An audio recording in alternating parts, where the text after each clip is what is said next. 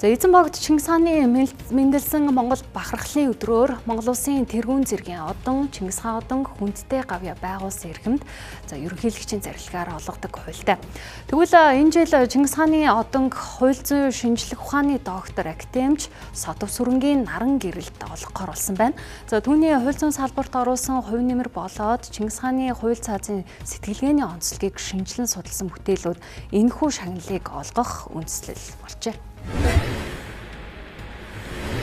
Их эзэн Чингис хааны дэлхийд дахин шударгаас инхийг тогтоосон их үйл хэрэг Гарамгаа гавьяаг сурвалжлан судлахад олон жилийн нөр их хөдөлмөр зүтгэлээ зориулж их оронч үндэсний үзлийг төлөвшүүлэх олон арван бүтээл тойрвон шинжлэх ухааны болон сургалт судалгааны эргэлтэд оруулсныг өндрөөр үнэлэн эрхэм үндэд академич Содов Сүрэнгийн наран гэрлийг Монгол улсын төрийн эрхэм дээд шагнал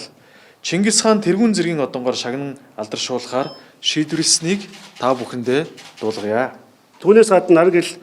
академичид тойрсон хуулийн амин сүнс буюу Чингис хаан монголчууд хэмээх бүтээл нь Чингис хааны хууль цаазын сэтгэлгээний онцлогийг шинжилэн судалж их хааны үйл хэрэг хуулийн амин сүнс нь ёс суртахуун болохыг тогтоож хуулийн хэрэгцсэн ёс суртахууны эрхэм чанарыг хамгаалан бэхжүүлэх, хөвшүүлэн мөрдүүлэх хүчрэх хэрэглүүр болохыг шинжилгээ ухааны үзэлтэйгээр тогтоосоо. Тэгээ энэ бүтээл нь англи, орос, герман, солонгос хэлний бас орчуулгадсан эвлэгдэж дэлхийд дахинд их эзэн Чингис хааны бэлэг сургаал үйл хэргийг сурчлан таниулж түгээн дэлгэрүүлэхэд бас үнэтэй үе нэмэр оруулсан байгаа. Энэ бас наран гэрэл академичд одоо Монгол улсын төрийн дэд шагнал Чингис хаан тэргүүн зэргийн одон гардвал бас нэгэн үндэслэл болсон байгаа.